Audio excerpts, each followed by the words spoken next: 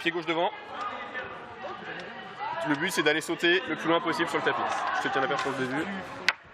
Placer ses mains sur la perche et bien positionner son corps avant de s'élancer, c'est parfois un exercice difficile pour ces élèves de 5e du collège René Cousinet de Chandonnay.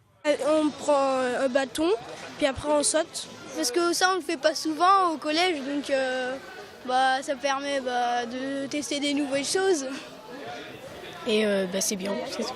Comme Léa, ils seront plus de 600 collégiens à s'essayer au saut à la perche dans la salle du Vendée Space cette semaine. Et pour cause, le Vendée Perche Elite Tour a choisi de s'y arrêter cette année pour faire découvrir aux plus jeunes les joies d'un sport souvent méconnu. C'est une discipline, quand on voit à la télé, ça paraît super facile, super fluide, etc. On veut leur montrer que le saut à la perche, c'est pas que ça. À partir de là, nous, on essaie de les faire progresser. Donc on va avoir des systèmes d'ateliers progressifs. Ils commencent sans sauter sur un tapis.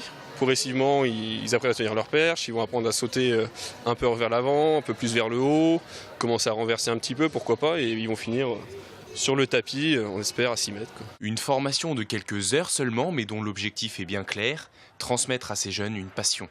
Leur faire aimer la perche et puis qu'ils sachent ce que c'est déjà la perche.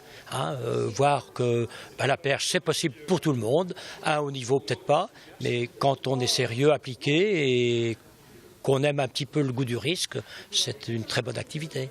Cette semaine de la perche se conclura samedi prochain au Vendée Space par une série de 12 concours professionnels ouverts au grand public.